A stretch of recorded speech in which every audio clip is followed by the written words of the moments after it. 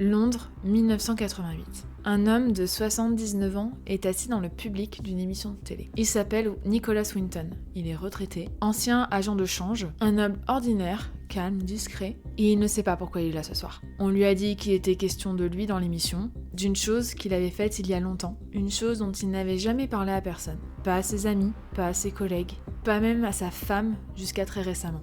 La présentatrice s'adresse à lui et commence à lui parler de 1939 et à lui montrer des documents. Et elle pose une question. Est-ce qu'il y a quelqu'un dans le public ce soir qui doit la vie à Nicholas Winton? Si oui, pouvez-vous vous lever? Tout le monde se lève. Nicholas Winton regarde autour de lui, des dizaines de visages, des hommes, des femmes de 50, 60 ans, qui le regardent les larmes aux yeux. Il se lève à son tour et il pleure. Parce qu'il réalise à ce moment précis quelque chose dont il n'avait jamais eu la certitude, que ça avait marché et que ces gens étaient vivants. Salut à tous, moi c'est Glimini, je suis une aigrie qui essaie de retrouver du positif dans le monde et pour cela j'ai décidé de raconter des histoires, de belles histoires, des histoires qui font du bien, sont positifs à travers cette nouvelle série sur ma chaîne YouTube. Donc si ça te parle, n'hésite pas à t'abonner. Et quant à nous, on retourne à notre histoire de Nicholas Winton, une histoire comme beaucoup d'autres, des héros dont on ne parle pas assez. Et je vous assure que celle-là, il y a moyen qu'elle vous mette un peu les larmes aux yeux. Nicholas Winton est né le 19 mai 1909 à West Hampstead, dans le nord de Londres. Ses parents sont d'origine juive allemande. La famille s'appelait à l'origine Wertheim, mais ils ont immigré en Angleterre en 1907 et ont changé leur nom afin d'être mieux intégrés dans la société londonienne. Ils se feront donc appeler Winton pour faire plus britannique et baptiseront leur fils dans la foi anglicane. Nicholas grandira donc comme un Anglais dans une famille bourgeoise et intégrée. Il fait des études prestigieuses dans les meilleures écoles et montrera des prédispositions dans les mathématiques et deviendra également un bon escrimeur. Il passe quelques années à travailler dans des banques à Berlin et à Paris et rentrera à Londres en 1938 pour devenir agent de change à la bourse londonienne. Il a alors 29 ans et vit une vie très confortable, très agréable, sans histoire particulière. En décembre 1938, il commence à préparer ses petites affaires pour partir faire du ski avec ses amis en Suisse. Et c'est alors que le téléphone sonne. C'est son ami Martin Blake, professeur à la Westminster School de Londres et militant anti-nazi. Martin est à ce moment-là à Prague, en Tchécoslovaquie. « Niki, je sais que tu pars skier, mais j'ai quelque chose d'important ici. J'ai besoin de toi. Ne t'embête pas à porter tes skis. » Nicholas Winton ne posera aucune question. Il défait ses bagages et prend le train pour Prague. Ce qui l'attend là-bas va changer sa vie et les vies d'une centaine de personnes qu'il n'a jamais rencontrées.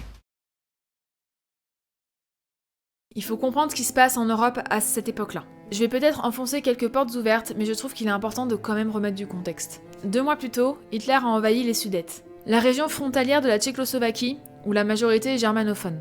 Et les Alliés ont laissé faire. Winton, comme beaucoup, est convaincu que l'occupation totale n'est qu'une question de temps.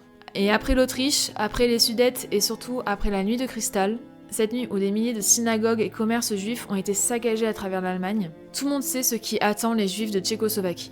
Tout le monde le sait. Et personne n'agit. Martin Blake présente Winton à Doreen Warrimer, une bénévole britannique qui aide les réfugiés adultes à s'enfuir. Et elle l'emmène visiter les camps de réfugiés à Prague. Ce que Winton voit à ce moment-là le dévaste. Des milliers de familles juives entassées dans des conditions déplorables. Des parents terrifiés, sans argent, sans espoir, sans avenir. Et surtout des enfants. Et il ne dormira pas cette nuit-là. Le lendemain matin, depuis sa chambre d'hôtel, il commence à recevoir les parents.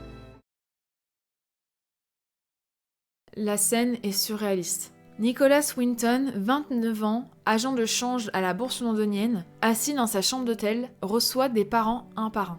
Des mères qui portent leurs enfants dans leurs bras et le supplient. Des pères qui tendent la photo de leur enfant dans leurs mains qui tremblent. Winton dira plus tard qu'il recevait même les parents pendant qu'ils se rasaient le matin, tellement il n'avait pas le temps.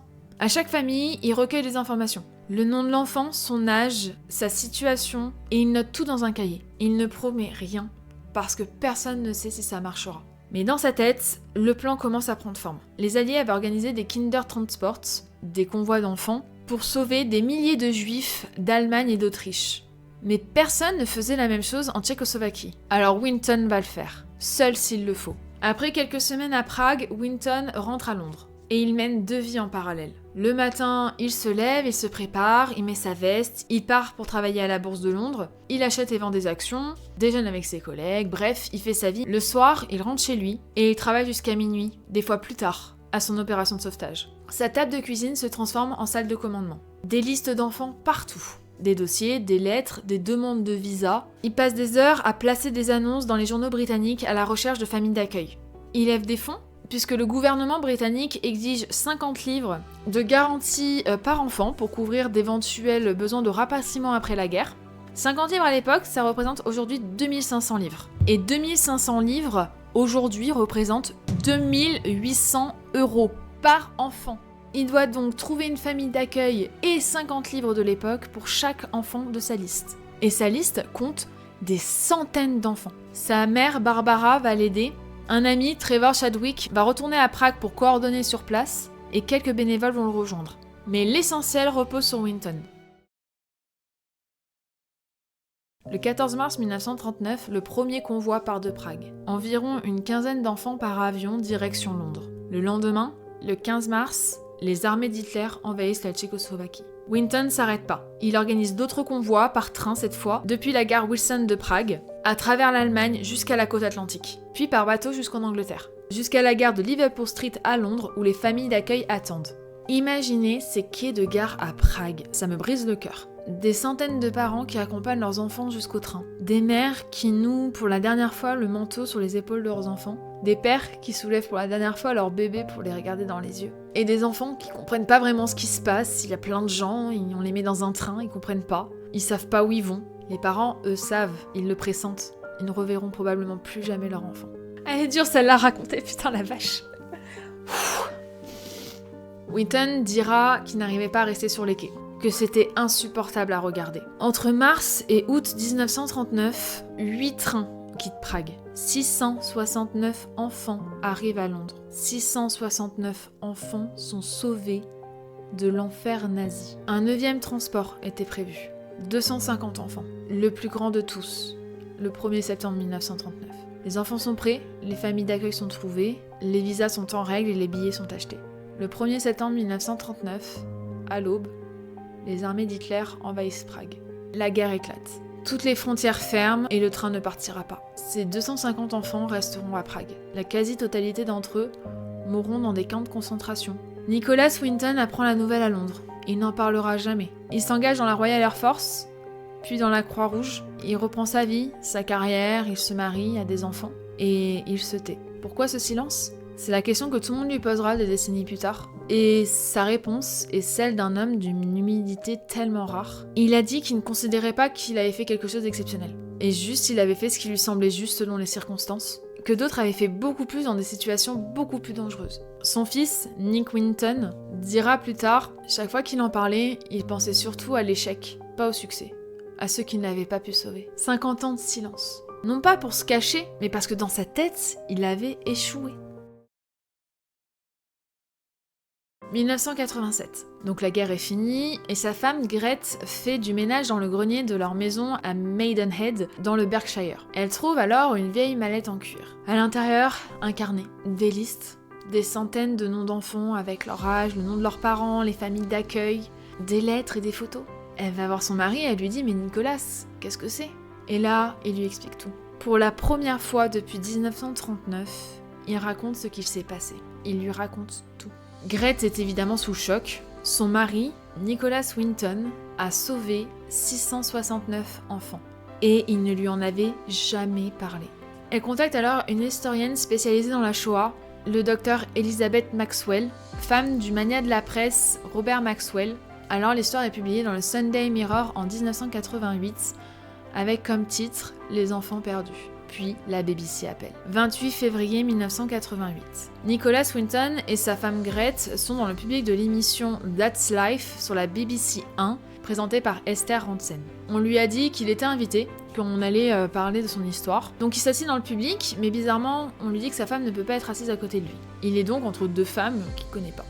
Esther Hansen raconte l'histoire à l'antenne. Elle montre les pages du carnet, les listes, les photos des enfants, et elle se tourne vers Winton. Et elle lui dit que l'une des femmes à côté de lui est l'une des enfants qu'il a sauvés. Qu'elle s'appelle Vera Gessing. qu'elle avait 6 ans quand elle a quitté Prague dans un de ses trains, et qu'elle ne savait pas jusqu'à récemment qui avait organisé le sauvetage. Vera Gissing is with us here tonight. Hello, Vera. And I should tell you that you are actually sitting next to Nicholas Winton.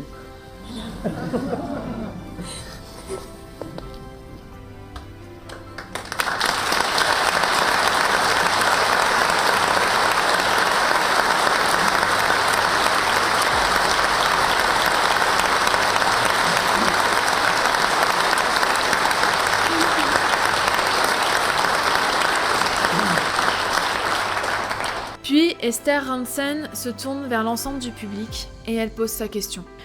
Can I ask, is there anyone in our audience tonight who owes their life to Nicholas Winton? If so, could you stand up, please? Mr. Winton, would you like to turn round?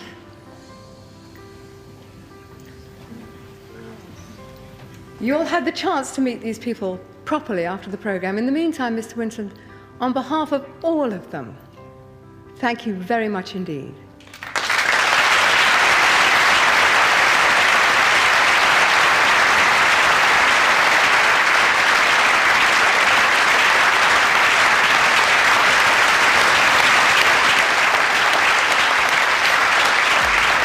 Nicholas Winton regarde autour de lui. Il peut pas parler.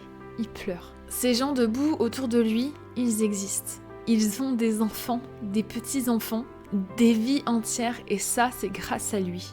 Après cette émission, la vie de Nicholas Winton va changer. Des centaines de lettres arrivent. Des adultes de 50, 60 ans qui le cherchent depuis des années sans savoir qui il était. Une deuxième émission sera organisée en juillet 1988 et de nouvelles retrouvailles auront lieu. En juin 1988, lors d'une grande conférence sur la Shoah organisée par le Dr Maxwell, un groupe de ses enfants qu'il a sauvés vont lui offrir une bague gravée de ces mots « Sauver une vie, c'est sauver le monde entier ». Il la portera jusqu'à sa mort. En 2003, la reine Elisabeth II lui accordera le titre de chevalier pour ses services à l'humanité. En 2009, à l'occasion du 70e anniversaire des Kindertransport, un train refait le trajet Prague-Londres avec à son bord des survivants et leurs familles. Winton, alors âgé de 99 ans, montera alors à la gare de Prague et descend à la gare de Liverpool Street, la même où ses enfants étaient arrivés 70 ans plus tôt. Aujourd'hui, on estime qu'il y a environ 6000 personnes dans le monde grâce à Nicholas Winton. Les 669 enfants, leurs enfants à eux et leurs petits-enfants. 6000 vies dues à un homme, à une mallette en cuir. Nicholas Winton a vécu jusqu'à 106 ans. Et il est mort le 1er juillet 2015. Dans les dernières années de sa vie, il est devenu une figure aimée et connue. Des journalistes, des historiens, des grands dignitaires venaient le voir. Des films lui ont été consacrés, dont One Life en 2023 avec Anthony Hopkins qui joue son rôle, que je vous conseille d'ailleurs. Mais il n'a jamais vraiment accepté d'être un héros. Et sur ce dernier train, qui n'est pas parti, ces 250 enfants restés à Prague, il ne se pardonnera jamais. Même à 100 ans, même avec 6000 descendants vivants grâce à lui. Et ce détail, il dit clairement quelque chose de profond vis-à-vis de cet homme. Je veux vous dire pourquoi cette histoire me touche autant. Pas seulement parce que Nicholas a sauvé 669 enfants. Pas seulement parce que cette scène à la télévision en 88 est l'une des plus bouleversantes de l'histoire de la télévision. C'est parce qu'il n'avait pas à le faire et n'attendait pas de merci. Il avait 29 ans, il avait la belle vie, il allait skier. L'Europe est en train de basculer en guerre, on lui passe un coup de fil, il pose pas de questions, il y va. Il choisit de répondre à cet appel. Sans fanfare, sans chercher de reconnaissance, sans même le dire des années plus tard. Il a fait quelque chose parce que pour lui, personne d'autre ne pouvait le faire. Et 50 ans plus tard, une salle entière s'est levée pour le remercier. Parfois, je me demande combien il y a eu de Nicholas Winton dans le monde, dans toutes ces années passées. Pendant la Première, Deuxième Guerre mondiale, mais même au-delà. Des héros inconnus, qui même eux se considèrent pas comme héros finalement, mais qui à l'échelle humaine le sont. Des gens décédés malheureusement en gardant leur secret, alors que des milliers de personnes sont de ce monde parce qu'ils ont agi. D'un côté, ça me rend triste, parce que je me dis, on le saura jamais, et ces gens-là seront peut-être morts dans l'indifférence la plus totale. Et en même temps, ça me donne de l'espoir pour l'humanité. Ok, l'homme est capable des pires choses. Mais regardez à quel point on est capable de belles choses, d'empathie, d'essayer de faire des choses sans même chercher la gloire ou quoi que ce soit, en fait. Et si un jour, j'ai l'opportunité de faire la même chose, est-ce que je le ferai ? Est-ce que j'aurai ce courage ? J'espère. Je l'espère, je pense que tout le monde l'espère. Mais le déclenchement de le faire, c'est rien. Faut juste se motiver, quoi. Merci d'avoir regardé la vidéo jusqu'au bout. Je vous avouerai que celle-ci, elle a été très dure à raconter. Elle me brise le cœur et en même temps, je trouve ça si beau. Enfin, c'est tellement d'émotions en même temps. La leçon qu'elle nous donne est quand même incroyable. Je me dis que c'est peut-être ça que Winton, il a légué réellement, c'est s'accorder le droit de pouvoir faire quelque chose. Parce que des fois, on le fait pas parce qu'on veut pas, mais on se bloque. Alors si elle vous a touché autant que moi cette histoire, n'hésitez pas à laisser un pouce bleu et de me dire en commentaire si vous avez d'autres héros inconnus comme ça. Peut-être dans votre famille, je sais pas. Et puis on se retrouve très bientôt pour une nouvelle histoire positive pour me redonner foi en l'humanité. Celle-ci a bien marché en vrai. Allez, salut!